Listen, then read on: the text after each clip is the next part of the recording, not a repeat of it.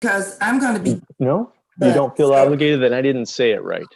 For others, though. I have to say it a little differently. So you feel the warmth of the obligation. The hug of obligation. Okay.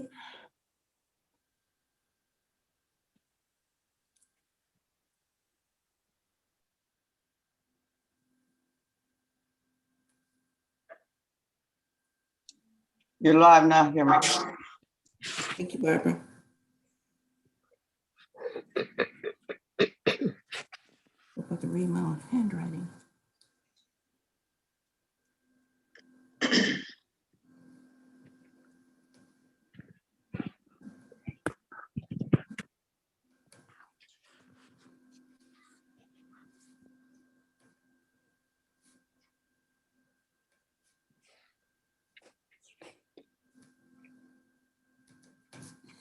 Wonderful.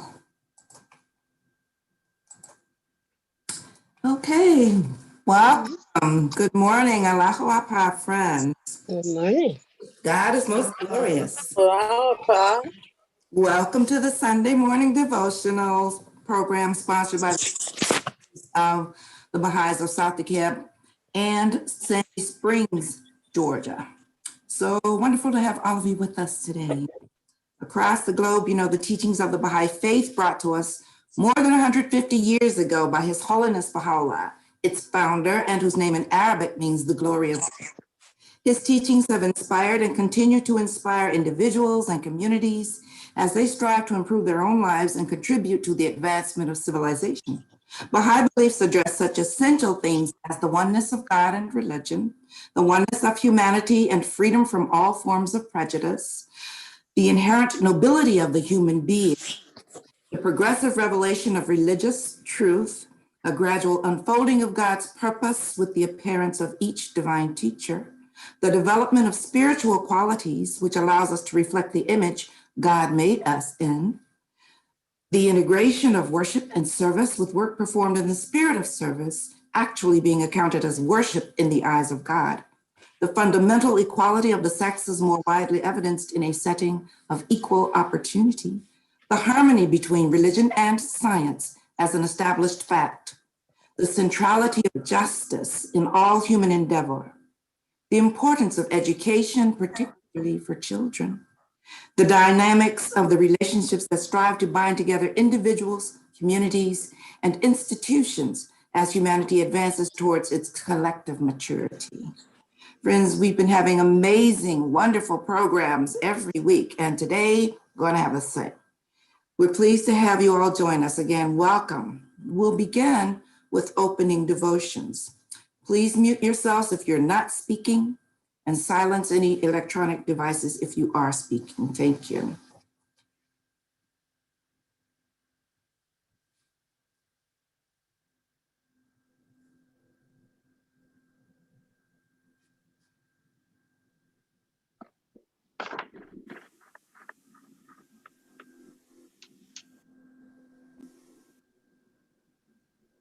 Dorothy?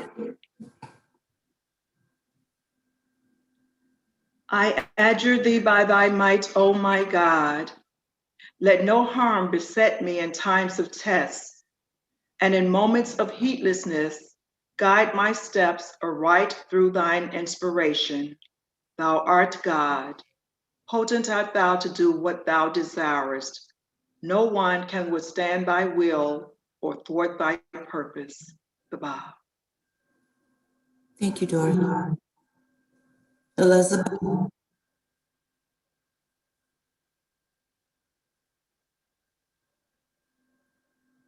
O my God, unite the hearts of thy servants and reveal to them thy great purpose. May they follow thy commandments and abide in thy love. Help them, O God, in their endeavor and grant them strength to serve thee. O God, leave them not to themselves, but guide their steps by the light of thy knowledge and cheer their hearts by thy love. Verily, thou art their helper and their Lord, Baha'u'llah. Thank you, Elizabeth.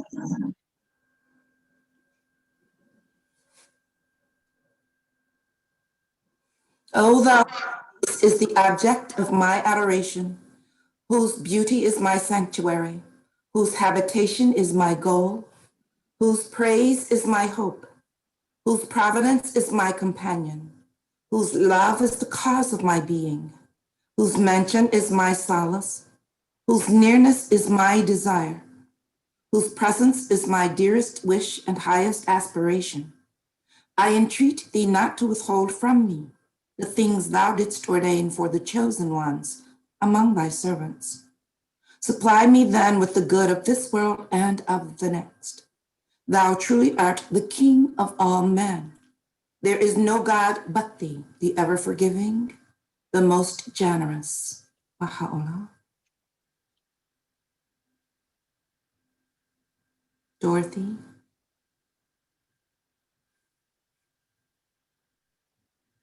Thou compassionate Lord, thou who art generous and able, we are servants of thine, sheltered beneath thy providence. Cast thy glance of favor upon us. Give light to our eyes, hearing to our ears, and understanding and love to our hearts. Render our souls joyous and happy through thy glad tidings. O Lord, point out to us the pathway of thy kingdom and resuscitate all of us through the breaths of the Holy Spirit. Bestow upon us life everlasting and confer upon us never-ending honor. Unify mankind and illumine the world of humanity. May we all follow thy pathway, long for thy good pleasure, and seek the mysteries of thy kingdom. O God, unite us and connect our hearts with thine indissoluble bond. Verily, thou art the giver, thou art the kind one, and thou art the Almighty. Abdul Baha. Thank you, Dorothy. Elizabeth.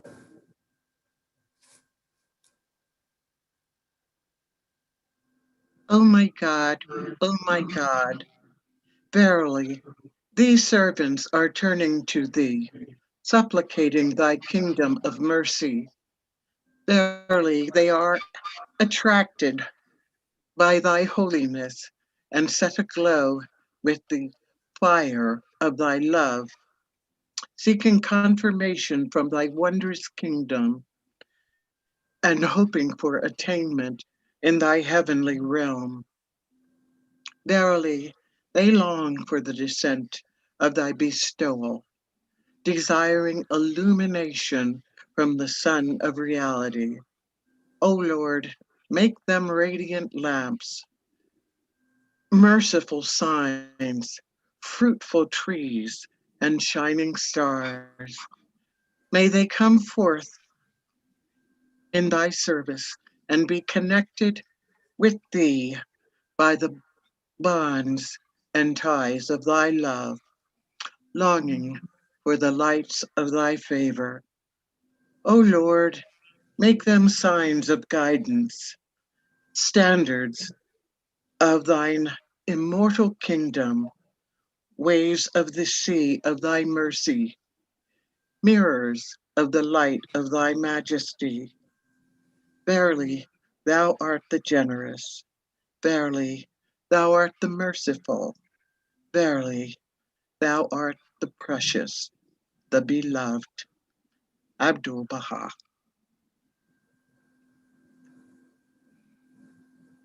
Thank you, Elizabeth.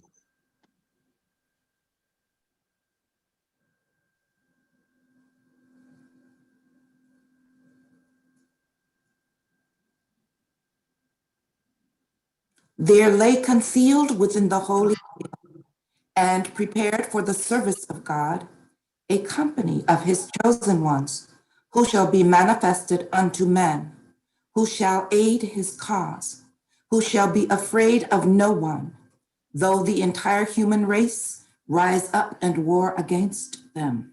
These are the ones who, before the gaze of the dwellers on earth and the denizens of heaven, shall arise and, shouting aloud, acclaim the name of the Almighty and summon the children of man to the path of God, the all-glorious, the all-praised.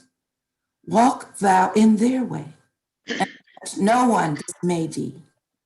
Be of them whom the tumult of the world, however much it may agitate them in the path of their Creator, can never sadden, whose purpose the blame of the blamer will never defeat.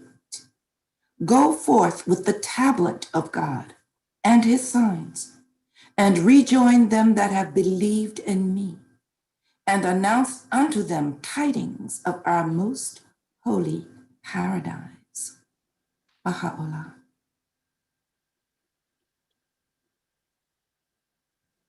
Dorothy?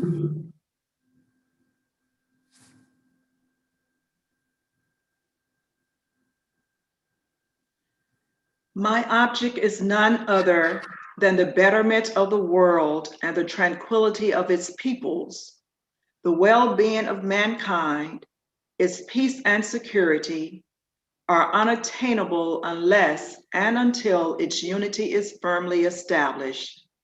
This unity can never be achieved so long as the counsels which the pen of the Most High hath revealed are suffered to pass unheeded.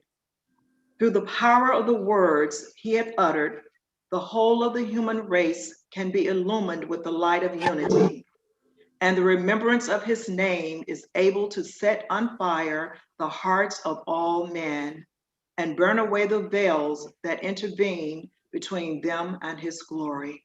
Baha'u'llah. Thank you, Dorothy. Elizabeth?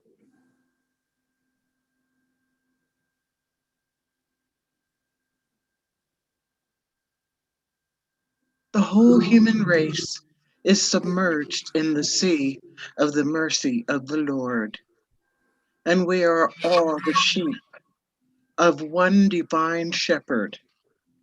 Whatever shortcomings exist among us must be remedied. For example, those who are ignorant must be educated so that they may become wise.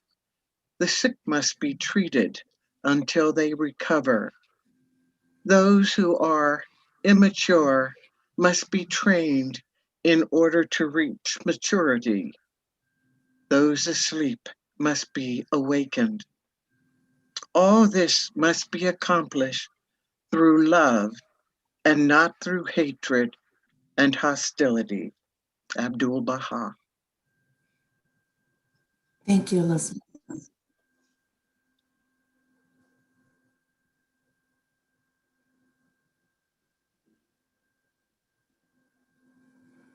Racism retards the unfoldment of the boundless potentialities of its victims, corrupts its perpetrators, and blights human progress.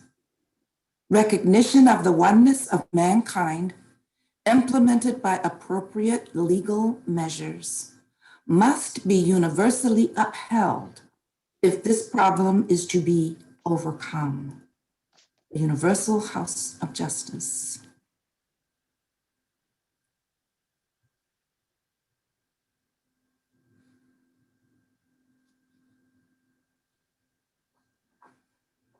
Friends, now it's time for the prayer.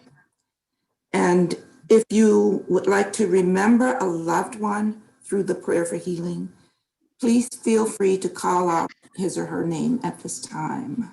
Josie Reynolds. Elon Powers. Amy Mosley.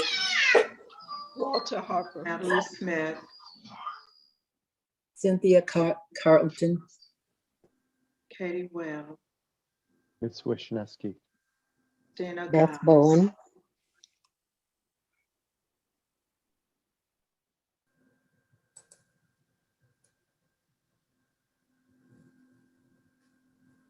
Dorothy. Thy name is my healing, oh my God, and remembrance of thee is my remedy. Nearness to thee is my hope, and love for thee is my companion. Thy mercy to me is my healing, and my succor in both this world and the world to come. Thou verily art the all bountiful, the all knowing,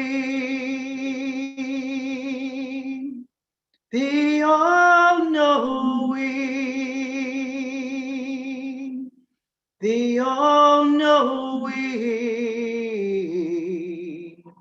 the all wise, the all wise. Baha'u'llah.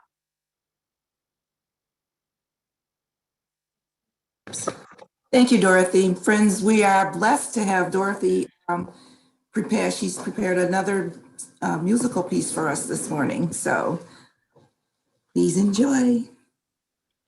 All right, this excerpts from Hidden Words, Blind Thine Eyes to All Save My Beauty. Blind thine eyes to all save my beauty. Stop thine ears to all save my word. Empty thyself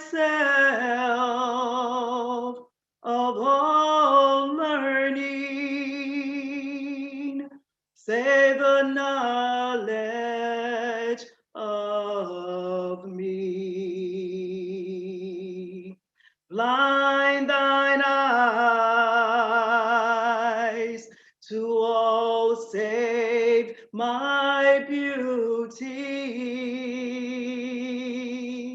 Stop thine ears to all save my word. Empty thyself of all learning, save the knowledge of me. Blind thine eyes to all save my beauty. Stop thine ears to all save my word. Empty thyself of all learning, save the knowledge of me. Save the knowledge of me. Save the knowledge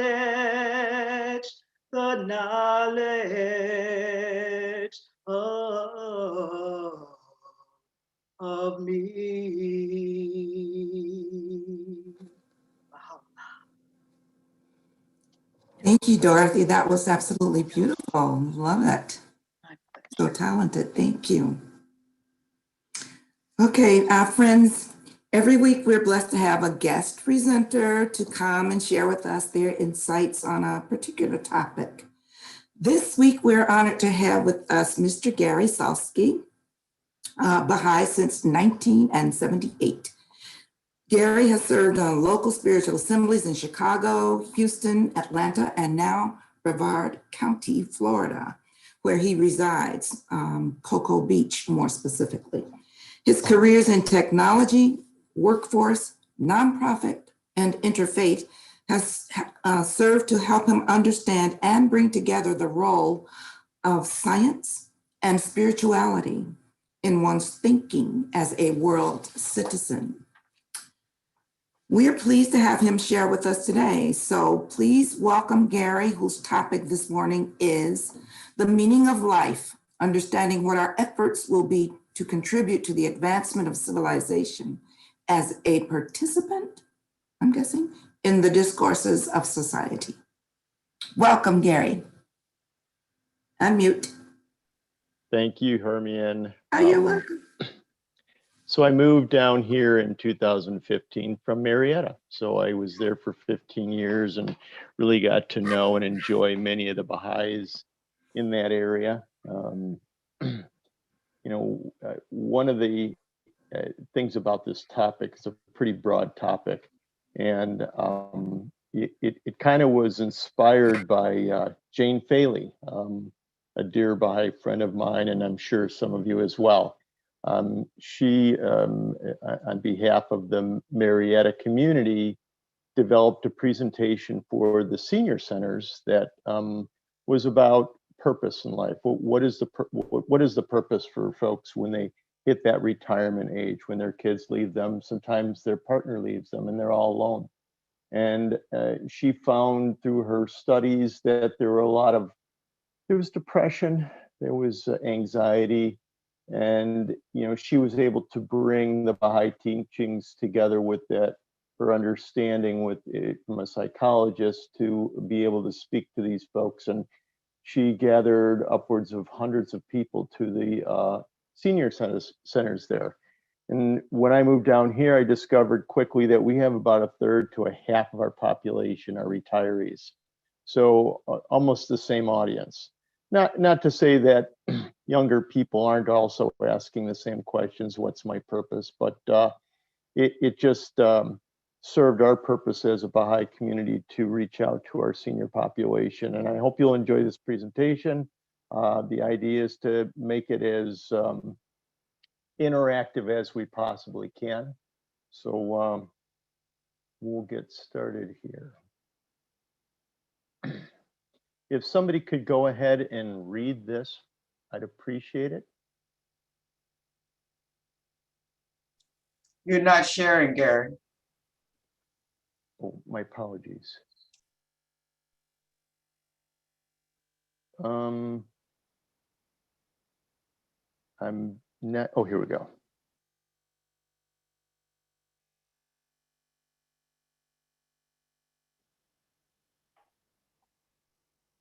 How's that? Okay. Can we see it? Yes. Yes. Wonderful. And I'll read, Gary. Thank you. Revelation. God, the creator of the universe, is all-knowing, all-loving, and all-merciful.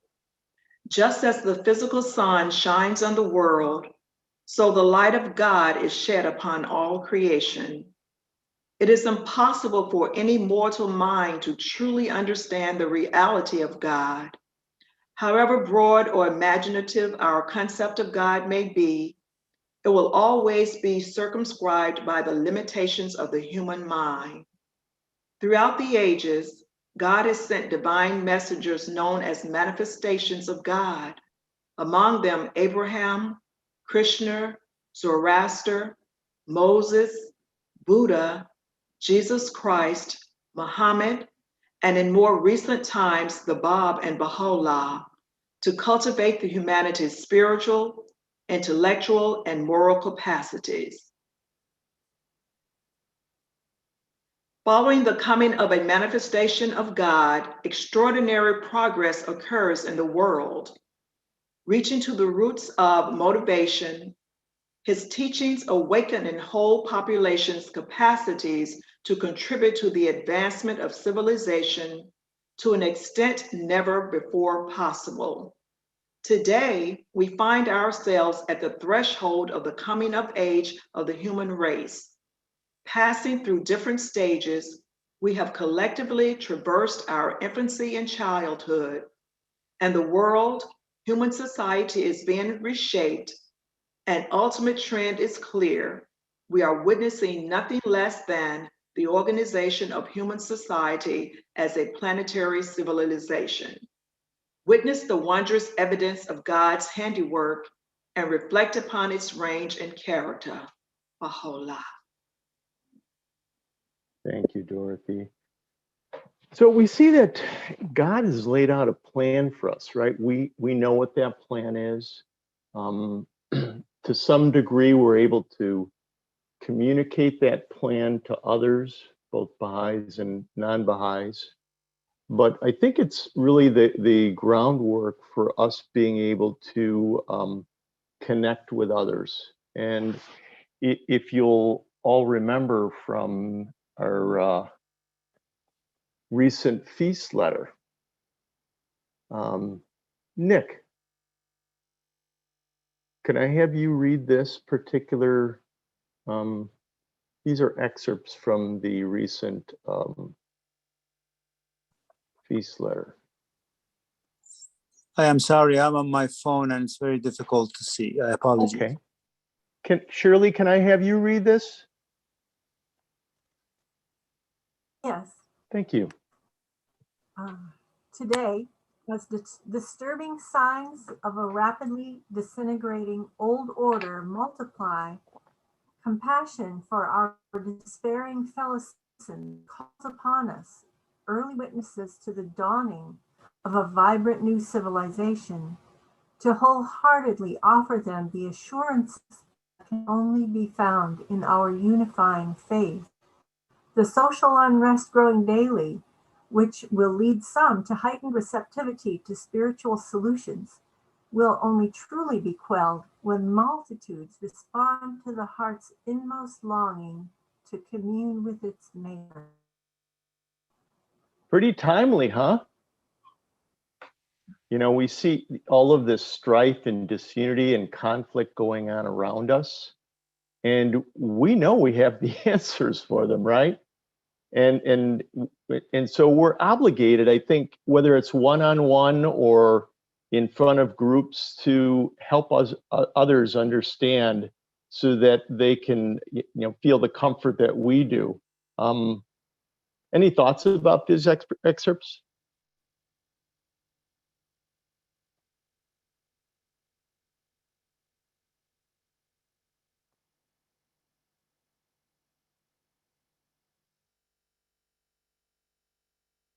Okay. Can I have Hermione read this, please? That which was applicable to human needs during the early history of the race can neither meet nor satisfy the demands of this day, this period of newness and consummation. Man must now become imbued with new virtues and powers, new moral standards, new capacities.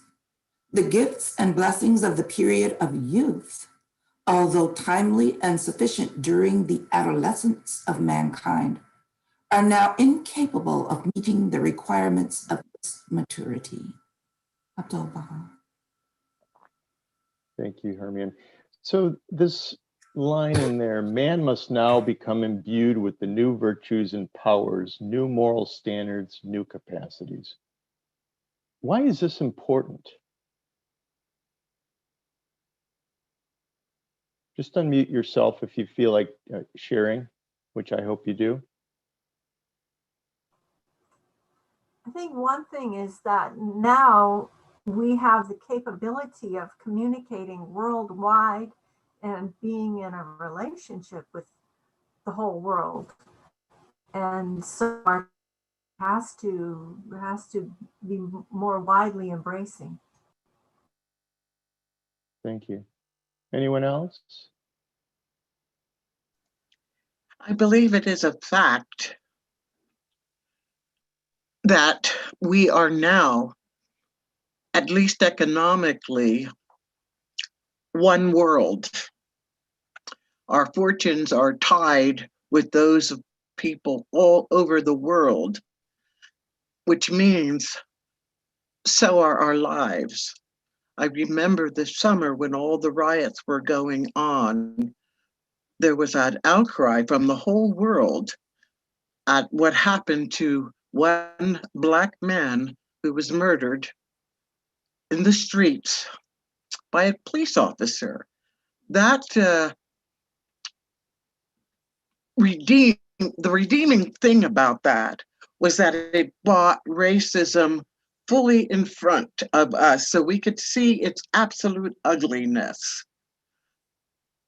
Although the ugliness of it didn't affect all of us by any means, at least not in America, there was a good portion of America whose hearts bled over that and who are now longing for reconciliation and longing for the gifts of God for America. There have been so many prayers prayed to God for this country and for this world as a result of this one act. And to me, that is a part of what had to happen. And I learned a long time ago that with great grief comes great blessings. There is always a blessing that comes. And I think the awareness of racism is the blessing that came out of this. Of course, we've had racism forever in this country, but it was not brought to the forefront. It was not brought up for public discourse, but now it is. And as Sophia Fendi said, it's the most challenging issue. And now we have a voice to meet it. We have people, a lot of people, who are actively seeking God in each other, and certainly the blessings of God to heal our country. And Baha'i saw this many, many years ago. So Thank you, Elizabeth. I appreciate that. Yeah, interesting that you touched on it, because I'm going to delve into a little bit deeper is how this incident in Minneapolis was a light switch for Baha'is, and I'll share a personal example of what's going on here based on that. But the moral standards that we as Baha'is exude, like-minded folks recognize those kinds of things in them or in us, excuse me. And that's what attracts people to the Baha'i faith, right? We live the life, we have set a high moral standard, and with so much of that not being out there, those that have that, they start coming together like magnets, right? And that's how you grow this group, this of like-minded people.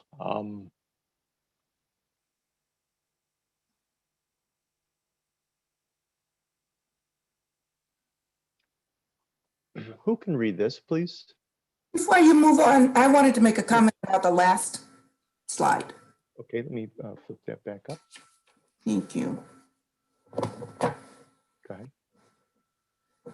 And it's brief. My comment is that we are comfortable. Well, first, we must internalize that some of what may have been effective in the past will no longer benefit, or work for us as a mature society. But we are comfortable being resistant to change. And until we can either see the light with our own eyes or have its reality become undeniable and resistless, regardless of how we see it, then there is no change. Thank you for that, Hermione. Okay, who can read this slide for us, please? Donna, are you up for it? I'm sorry, I have a 2.5-year-old here Okay. who is very noisy and distracting, so I can't do it. What about Dorothy Steele?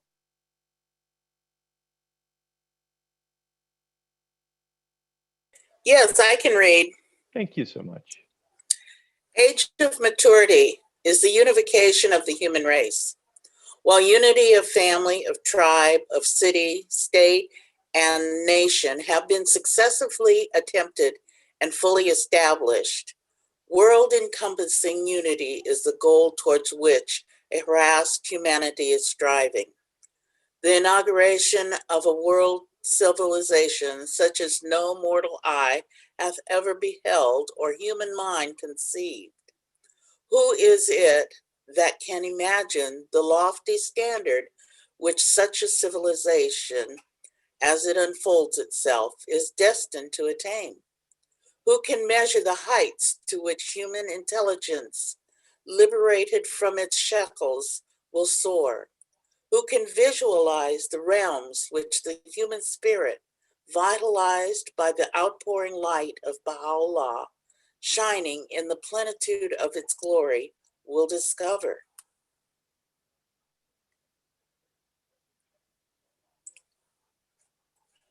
So any thoughts on that? What is this age of maturity? Are we there?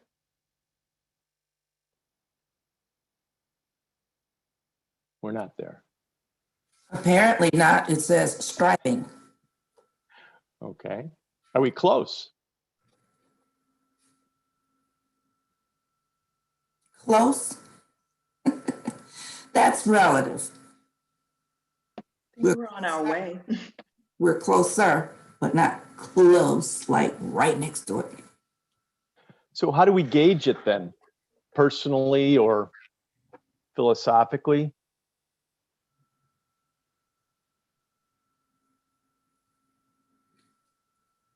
We probably have to go back and look at the things that Baha'u'llah has said would occur during these times, and the twofold things that are, occurring: the dismantling of all things inhumane, and the building up of his world religion, his world civilization. Look at the things that characterize those two types of things, and sort of, have in our minds any progress that we see in either direction, and maybe use that as a gauge.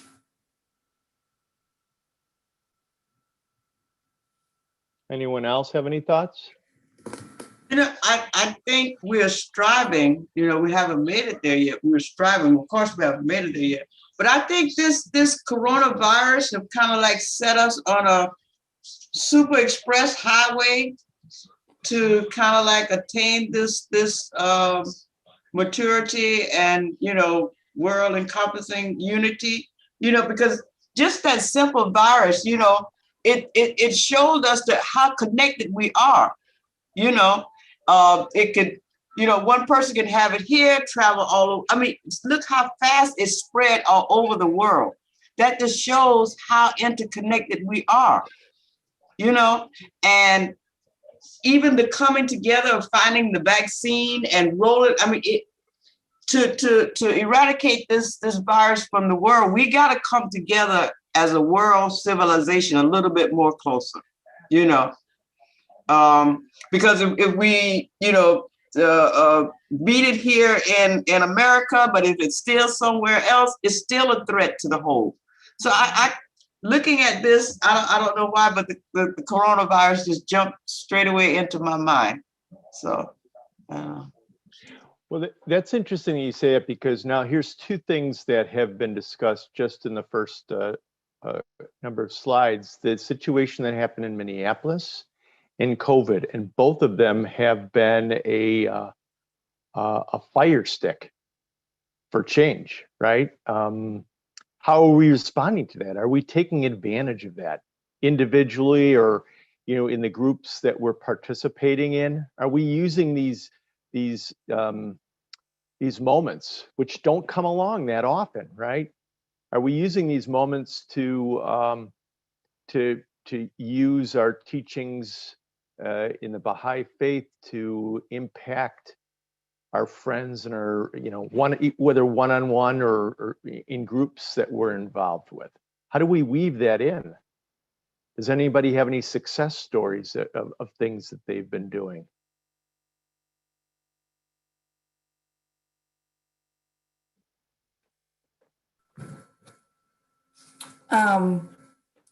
Two things, I'll just mention what they are and not take up too much time talking about them. But well, 3 years ago, we formed the Race Amity Forum here in Detroit, Detroit Metro, after having taken the Racism in America course that the Wilmette Institute offered. And of the people around the nation who participated, those of us from Michigan, we formed a study group, and then we wanted to continue our studies and have it become something tangible for the community. So we started having monthly gatherings. We named ourselves the Race Amity Forum, Detroit Metro, and started having monthly gatherings to discuss, continue the discourse on cross-cultural and cross-racial interactions. And it's been wonderful, pretty successful. We've had many different participants, Baha'i and non-Baha'i, from various backgrounds. And our latest, which was a venture outside of the norm of what we would do, we had a specific gathering centered around Black History Month. And we had Baha'is and non-Baha'is participating. Our lieutenant governor was our keynote speaker. And the theme was on the path toward racial justice. I will just say that it's inspired a lot of people to think about those kinds of things and figure out ways where they can interact with people outside of whatever their particular cultural, social realms might be. The other thing is my own personal individual devotional gathering for racial justice, which I have twice a month. And a childhood friend of mine, I've been doing that since September of 2019. And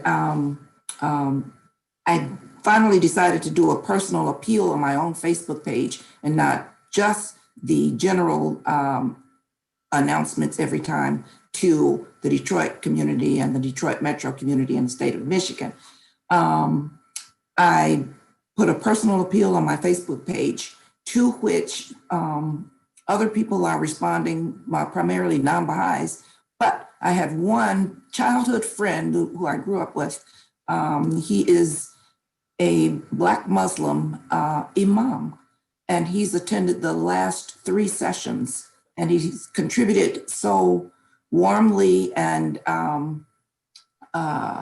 genuinely to the discussion. All of the readings that are prepared for the devotions are from the various faiths, including from the Quran. So it's made it amenable to this person. If you will recall, Baha'u'llah said there is nothing left to the faith of Islam but the book. And this particular person is not affiliated with a specific organization within Islam. He teaches Arabic to thousands of people across the nation, and has found some type of connection. I don't know what it is, solace or just kinship within the gathering of humanity and studying the holy texts across the spectrum. We pick a theme and discover that the theme is found in all the religious texts. So every time. And it's an interesting process to pull that up out of the writings as people are discovering, as we're all discovering in our dialogue. So Oh, Yeah, what I'm hearing, what I like, and it's duplicatable. You know, it's a template, if you will. You've got interfaith, right? You've got devotional gathering, right? You've got collaboration. You've got action items, right? Those are all really key for gathering a community together under one umbrella, white, black, brown, right? To respect each other in our diversity, but yet come together to, you know, for a cause, if you will, right? And I'm going to touch on that a little bit more soon. I don't know if I think I jumped too far ahead. Did we read this? I apologize.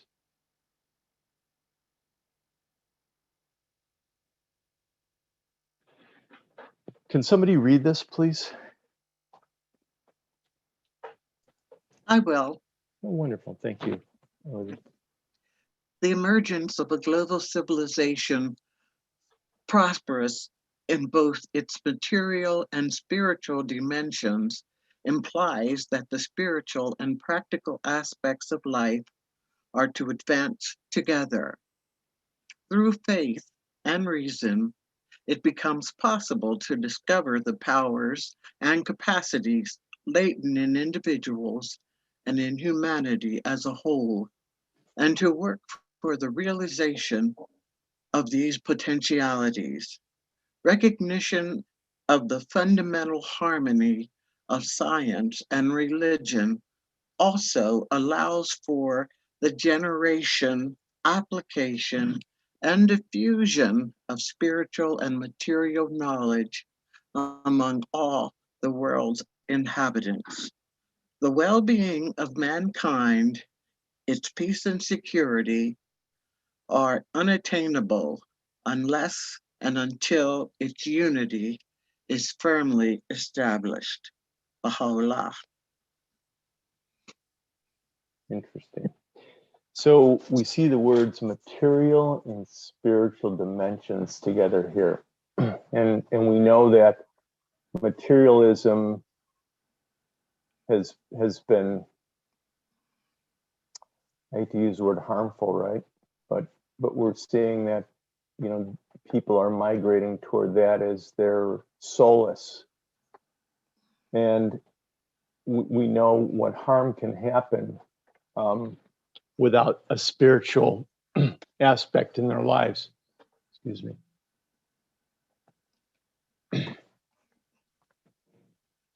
Who can read this, please?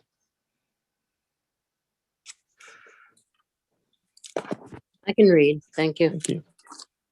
Coherence between the spiritual and the material. Material civilization is one of the means for the progress of the world of mankind. Until it is combined with divine civilization, the desired result, which is the felicity of mankind, will not be attained. Material civilization is like a lamp glass. Divine civilization is the lamp itself, and the glass without the light is dark. Material civilization is like the body. No matter how infinitely graceful, elegant, and beautiful it may be, it is dead. Divine civilization is like the spirit, and the body gets its life from the spirit. Otherwise, it becomes a corpse. It has thus been made evident that the world of mankind is in need of the breaths of the Holy Spirit. Without the Spirit, the world of mankind is lifeless, and without this light, the world of mankind is in utter darkness. Abdul Baha. Thank you so much. Any thoughts on this? It seems to me that that light needs to be within each of us. We have to become the light. We have to own it and be all of the things that Abdul Baha is or was. We have to be loving. We have to forgive the past, which is a very vital thing. There's so much that that anger has held in many of us. We need to let it go and walk forward in the light of God and spread that light to humanity. We must be the light ourselves. So why is the spirit an important companion to materialism? I think because without that light of spirit, materialism has no value. It's like a billionaire when he lies dead on the floor. What good is the $1 billion? What good is the fancy house? What good is anything without that spirit in you, shining out of you? I see no value in it. Well, materialism, I think, can sometimes be interpreted as inventions and design and that sort of thing. Where I live now is its center is the Kennedy Space Center. So all of the companies here and all the subcontractors to those companies are all focused on that industry. And there's billions of dollars that are being spent in this area. The economy is great. But I look at it and I go, wow, just for a rocket? Right? Just to go into space. What else is there? And so I have to, grasp onto something.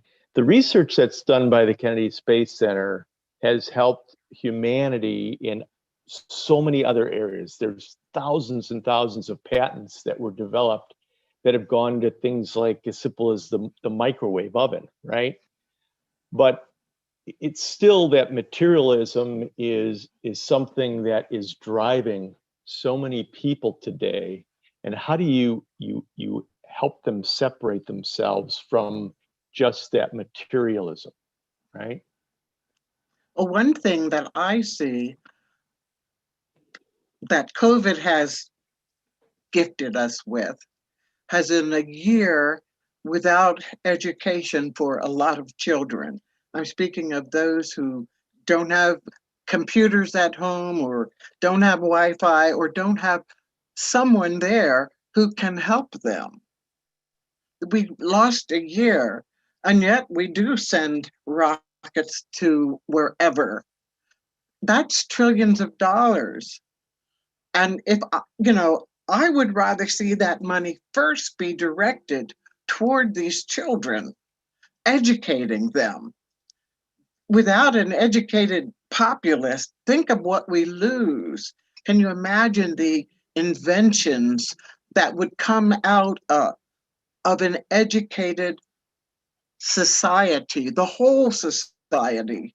And I'm not just talking about kids in the ghettos or whatever.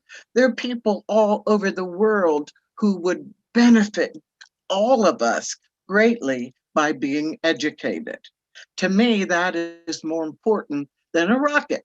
Although I understand that rockets provide many, many jobs for people, and I'm not knocking it. But I think the first priority has to be to educate these children.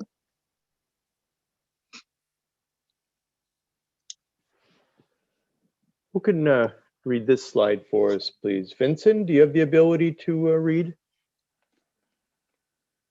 I'll give it a shot. Thank you, sir. For the material and spiritual dimensions of civilization to advance in harmony, the very notion of prosperity needs to be re-examined.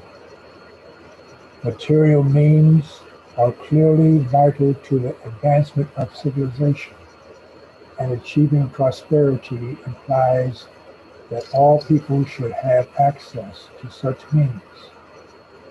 Prosperity, however, cannot be understood as the mere accumulation of personal wealth. Such an individualistic conception, bereft as it is of the values of spiritual civilization, inevitably places undue weight on indulging desires and tends to cultivate a love of luxury. to contribute to the advancement of material and spiritual civilization. Material means to be used for far higher purposes, to foster unity, to uplift, to edify the life of society, and to facilitate access to knowledge for all people, to name but a few. Thank you, Vincent. So we see that word prosperity, and how do we gauge prosperity in our lives in a healthy way? I mean, what are we reaching for from a prosperity perspective, right? Is it money and possessions, or is it having the ability to help others, right? Any thoughts on that? Definitely help others. You know, I thought of the hukukala immediately, and I think, you know, our money it belongs to God, just like everything else.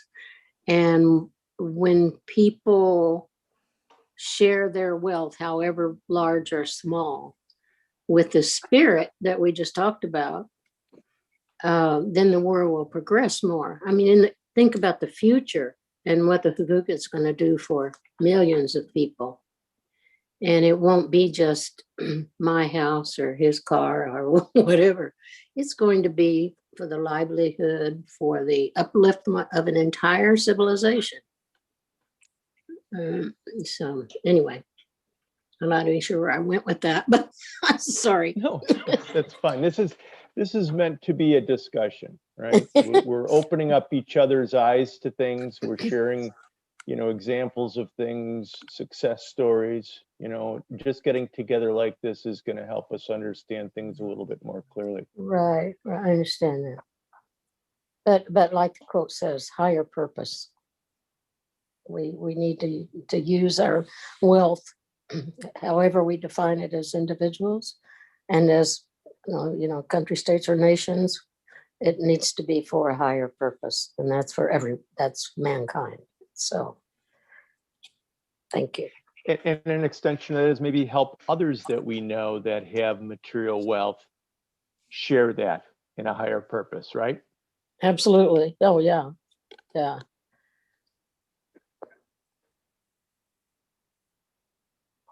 Yes, indeed. Who can read this slide for us, please? Uda, I don't know if I'm pronouncing that correctly. Would you like to read this for us? Okay.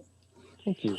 It is too easy to view the concept of spirituality in a superficial way, to comprehend it as little more than a tool of maximizing satisfaction, or as a veneer of activities or rituals designed to soothe the nerves and anxieties caused by a materialistic life. But true spirituality reaches to the very roots of human existence. It permeates action and channels individual and collective efforts for the betterment of society. It cultivates thirst for knowledge. It elevates work to the station of worship. It promotes empathy. It provides for the control of self-impulses. It emphasizes oneness and interconnectedness. It fosters generosity and humility, and it nurtures appreciation for the diversity and attraction to beauty. Spirituality is the greatest of God's gift. May you, one and all, increase daily in spirituality. May you be strengthened in all goodness. May you be helped more and more by the divine consolation. Be made free by the Holy Spirit of God, and may the power of the heavenly kingdom live and work among you up to Baha'i. Thank you. Wow. There's so much in there.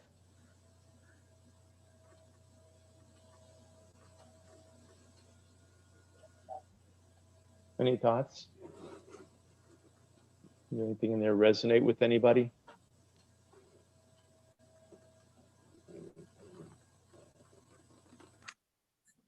I make a comment. I'm still thinking about the previous page. This one, sir? Yes, you asked a question about encouraging the others, not to get into political side of it, but for example, someone like Bill Gates and Warren Buffett's collectively ask the others, they contribute tremendous amount of money for health of the so-called third world country children and such. That is when you bring spirituality and use your materialism in the right way. Despite whether they believe in Baha'i faith or not, it's the age of maturity that they have achieved and that state that they're spending their money in the right way. Thank you. That's a good example, Nick, because the Bill and Melinda Gates Foundation, I've worked with some of their efforts here in Florida, and it's phenomenally good. But they have things going on all over, and if you're looking for a place to plug in and affect change, you look for things like this, that you can influence and participate in and enjoy.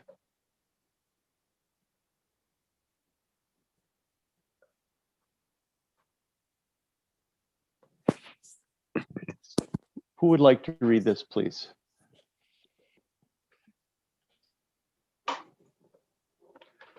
Ernest, can you join us for this? I'm assuming there's an Ernest with Gwen. Yes, unfortunately, he got called away to do something else, so I apologize for No, that. that's fine. That's fine. What about Taraz? Do you feel comfortable reading? No, my eyes are No. damaged. No problem.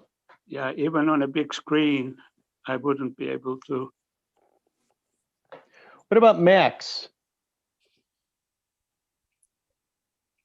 Strangely enough, I have a similar problem to Taraz, but I can try.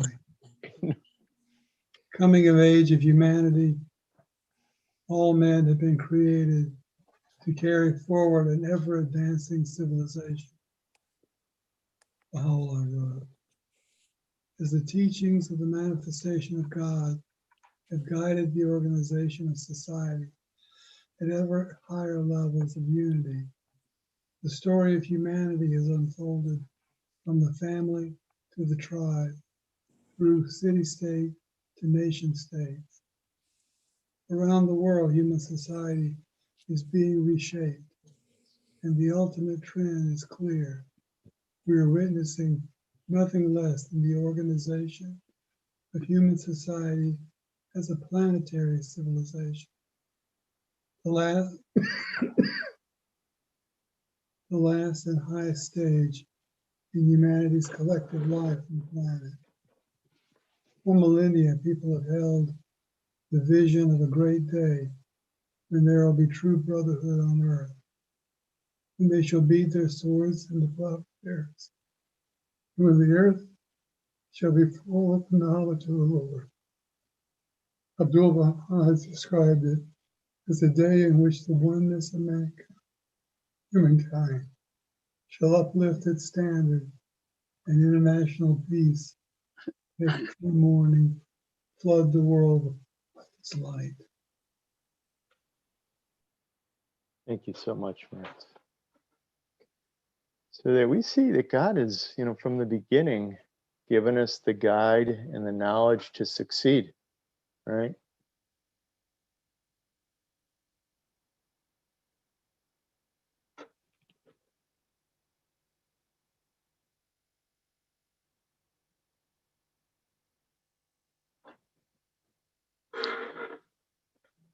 Who can read this? Elizabeth?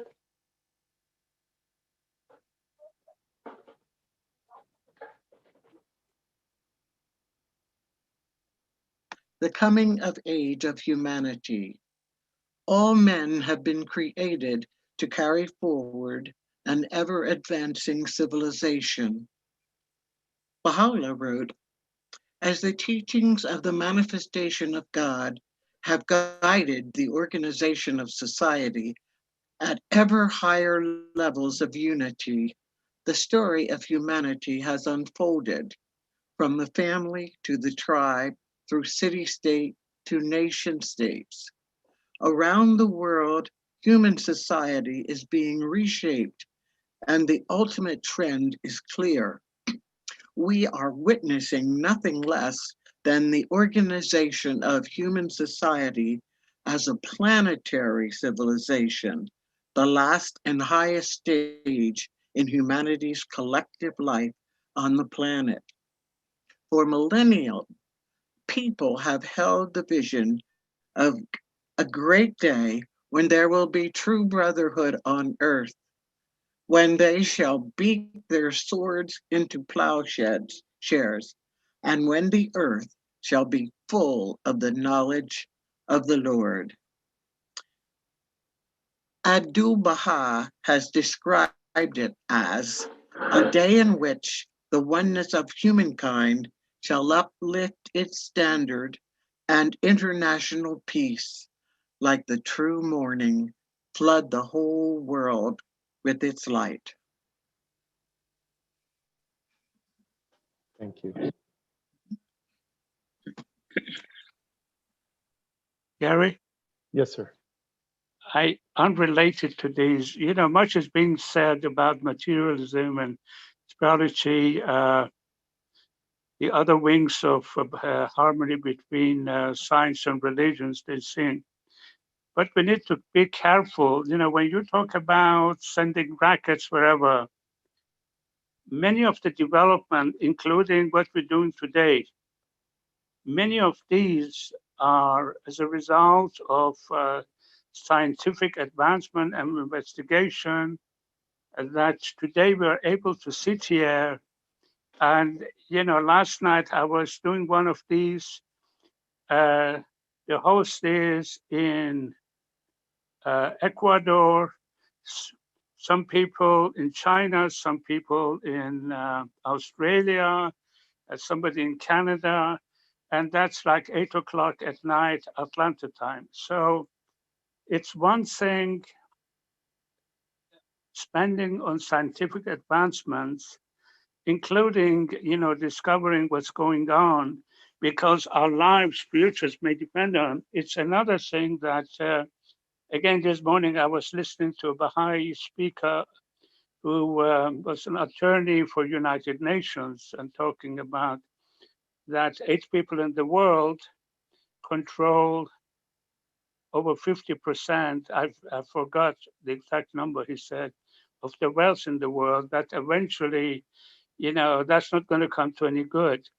So the Baha'i, as described by also Chogi Effendi in his letters and Abdul-Wahab, that,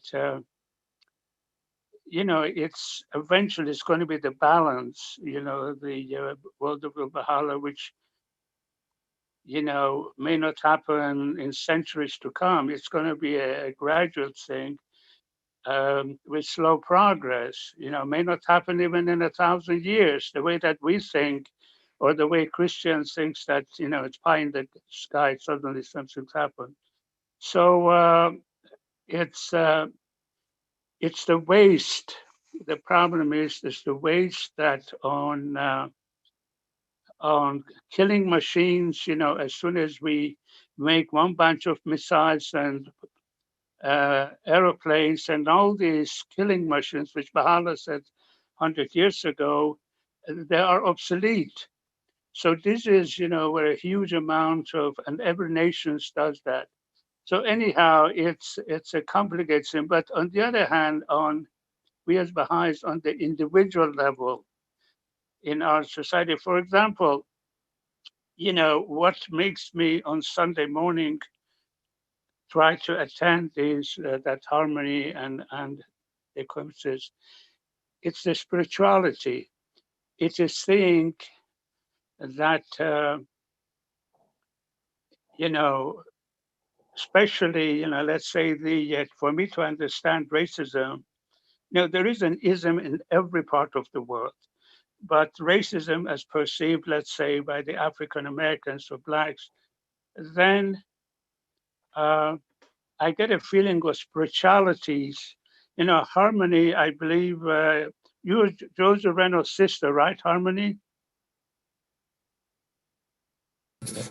I'm Hermione. Josie is my sister. Yeah, exactly. I remember minutes you. I left. mean, There are she's got 3 a great minutes. memory. There are 3 minutes left to this presentation. Just Okay, I will. But anyhow, I was saying that, that is the spiritual aspect that these meetings, that's wonderful. I appreciate. thank you. Well, I'm going to take this to jump some slides here and just share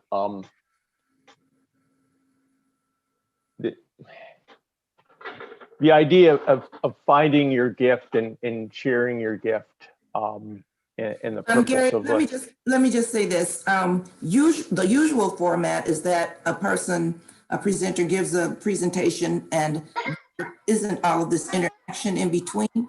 But since you have been doing it all along, where the folks who are present interact with you, there's usually, questions and answers afterwards. You could probably continue in the format that you've been doing and for another 10 minutes to like 12:25, something like that. Okay, thank you. So these are just some interesting tidbits related to who is writing the future, and the idea is that the laws that govern reality are fundamentally spiritual in nature, that the individual is a spiritual being and that civilization is itself a spiritual process, that civilization is becoming increasingly complex and sophisticated through the inherent moral and intellectual capacities of human mind and heart, that identification of humanity is the arrowhead of the evolution of consciousness, which implies rejection of the view that process has materialist cause and origin. And I will jump ahead here because one of the things that you touched on it earlier, Hermione, and I believe it's becoming from others that I've spoken to around the country, it's becoming a template for success. Here in this area, only about 9% of our population is Black. Okay, and when I started looking around for places that I could plug in, volunteer, if you will, I came across two organizations. One was called the Interfaith Alliance for Brevard County, and the other one was called the Pushback Alliance. And these were basically clergy from the area. Pushback was primarily our Black churches and houses of worship, and the interfaith was a combination of those and mosques and synagogues and so on. And we undertook certain things that started out being, let's change the street name, one of the main streets, to Martin Luther King Boulevard. We successfully did that. The next thing that came our way was when the Minneapolis situation occurred and we had racism on the forefront of every piece of news. We were able to put together a panel discussion that we put out on Facebook, where we had all of our police chiefs and our city managers on stage talking about what they were going to do to change the understanding of racism within their organizations. Then we had a follow-up gathering, similar format, panel discussions, where we had all of our mayors and those that were running for mayor for all of the towns in Brevard County. There were about 6. And they were on stage answering the same questions and bring about the same awareness. What we all agreed to do from that was to set up some focus groups made up of representatives from each of those entities with no more than 8 to 10 people. We're going to sit down and come up with some actionable steps that we can work on ongoing. No more lip service. Yeah, we're going to try and do this, or, you know, this is what we've been doing, but it hasn't worked. So that brought about that when COVID came around, all the people that were having a hard time finding food, right? So we're able to get state money to put together food drives. So our Baha'i Center prepares 100 kits for 100 families each week. And they come and pick up their food. And we're one of 5 organizations that are doing that each week, 5 houses of worship. We're going to take it to the next level. We're talking to people like, oh gosh, his name escapes me, up in Atlanta, who's also doing food drives. He's got a formula for getting into larger organizations to find more PJ food. Bafadari. Yes, BJ. So we're able to influence and bring about, you know, a Baha'i person from outside of our area to help guide us on how to do what we're doing better. We've developed for certain months where all the clergy come together and do a devotional, right? So there's multiple things that can come out of that kind of interaction. And all it started out being was just volunteering and getting involved with an organization. And it's helped everybody within our community who have kind of, I don't want to say floundered, but we've struggled to find ways to get involved with the community as Baha'is.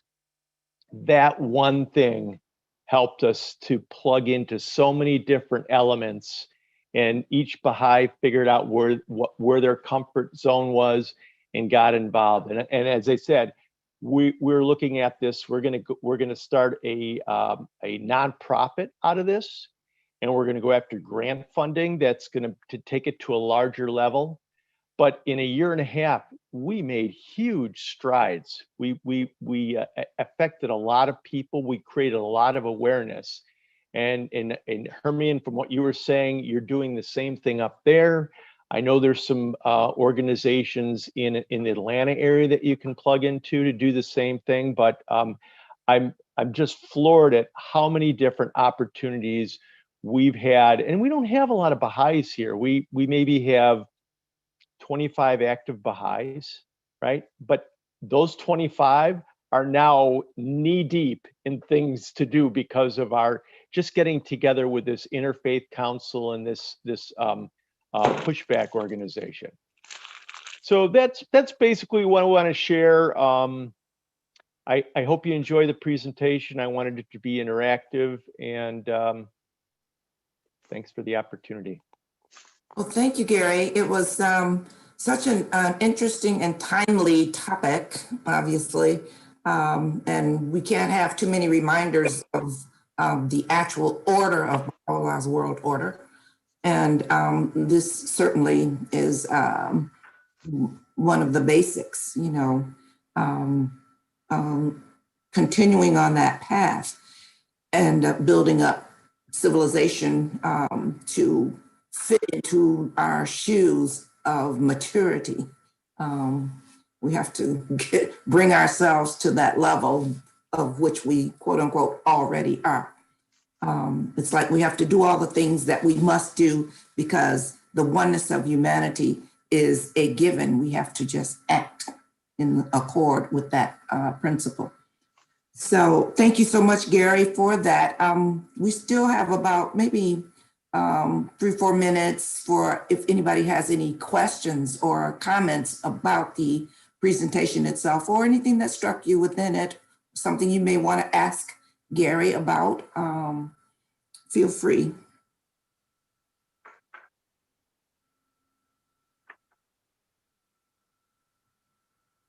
I know that the comment that Nick made about Bill Gates, Warren Buffett, etc., et al.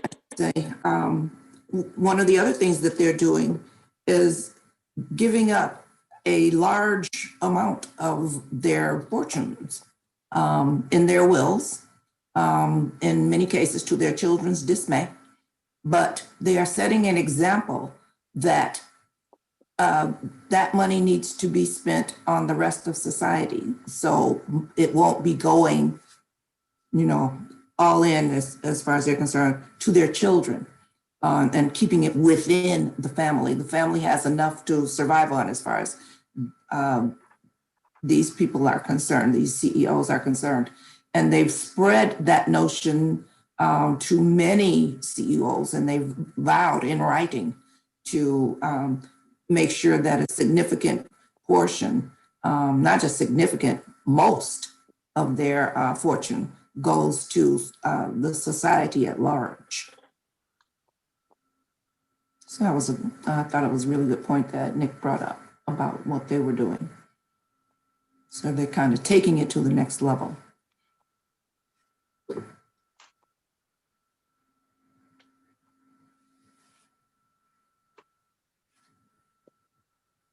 Any other comments anybody might have? Any ideas that may have been inspired by what Gary was talking about? I look forward to the day when there are not billion and trillion heirs. I look forward to the day when the people who actually produce products, who actually make companies wealthy, get a share of that wealth, a better share than they're getting. Because right now, what we have are a lot of people working 8 hours a day, unable to feed their families on those salaries, so they have to work another 8 hours a day. Because the wealth is not being shared. Nobody makes $1 billion without the aid of others. And I'm thinking that one day, it will be that the whole world is lifted out of poverty, and not one of us makes slave wages, but we are all able to live a life full of meaning and intent, to be able to interact with each other on a level playing field, because nobody is poor. We all make this world happen. We all should enjoy the benefits of that, and nobody should be hogging it all. That's all I wanted to say. Well, that's a wonderful point, Elizabeth, and you can find writings of Abdul Baha to say exactly what you were saying. Exactly. Mm-hmm. It's a more fair distribution of wealth, different from what we are accustomed to. If there are no more comments, thank you so much, Gary. We appreciate you for getting us thinking along these lines. And at this time, we'd like to welcome any guests that we have at the program today, just the devotional this morning. If it's like your first, second, third, or next in a series of visits, we'd like to hear from you. Feel free to share who you are, where you're from, how you happen to be with us today. And this includes Baha'is visiting from out of town. Looks like everybody was already here, so we'll move on to the announcements. Just so you know that today's program has been recorded, as far as I know, and posted to the center's YouTube channel, South DeKalb Baha'i Unity Center, where you can view it and invite others to view it as well. Upcoming presentation next week will be from your area teaching committee, Metro Atlanta. So that should be interesting. Watch for details soon. And please remember that the food distribution program is every Thursday from 10 to 1 p.m. at the Baha'i Unity Center in the parking lot. Please spread the word to help combat food insecurity within the community. And for members of the Baha'i faith, you're warmly encouraged to make a financial contribution to the South DeKalb Baha'i Fund and the National Baha'i Fund through the online contribution system, OCS, at ocs.baha'i.us, or you can mail a check to the Baha'i Unity Center, 2370 Wesley Chapel Road, Decatur, Georgia, 335. Many thanks to everybody who worked together to make today's program possible. Our dear speaker, Gary Salsky, our volunteer readers today, that was Elizabeth and Dorothy. Thank you so much. Barbara Hennix, who keeps us moving forward. Our guest musician, that was Dorothy Johnson as well. The spiritual assemblies of the Baha'is of South DeKalb and Sandy Springs. Thanks to all of you for sharing your day with us. I'm Hermione Pickens. It's been a pleasure. Until next time, stay safe and well. We will end now with a closing prayer for the departed. Remember those who are fallen at this time.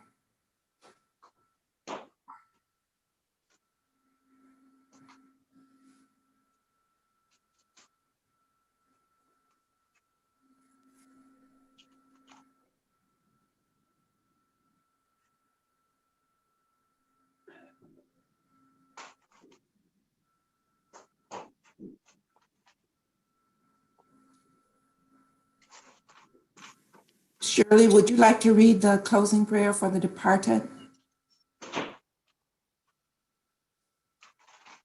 Glory be to thee, O Lord my God, him whom thou hast exalted through the power of thine everlasting sovereignty, and remove not far from thee him whom thou hast caused to enter the tabernacle of thine eternity. Wilt thou cast away, O my God, him whom thou hast overshadowed thy lordship, and wilt thou turn away from thee, O my desire, him to whom thou hast been a refuge? Canst thou degrade him whom thou hast uplifted, or forget him whom thou didst enable to remember thee? Glorified, immensely glorified art thou.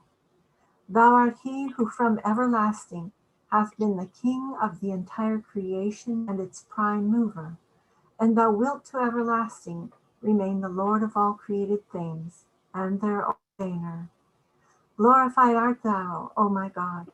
If thou ceasest to be merciful unto thy servants, who then will show mercy unto them? And if thou refusest to succor thy loved ones, who is there that can succor them? Glorified, immeasurably glorified art thou. Thou art adored in thy truth, and thee do we all verily worship, and thou art manifest in thy justice, and to thee do we all verily bear witness. Thou art in truth, beloved in thy grace. No God is there but thee, the help in peril, the self-subsisting. Thank you, Shirley. We appreciate that. Friends, that concludes the program. Thank you so much for joining us. Hopefully we'll see you again next week. Allahu Akbar. Thank you. Aloha, friends. Aloha. Have a wonderful day. Bye, all. Aloha. Bye. Are you still using the vacuum cleaner? Okay, fine. What's up? Okay, it's not for now.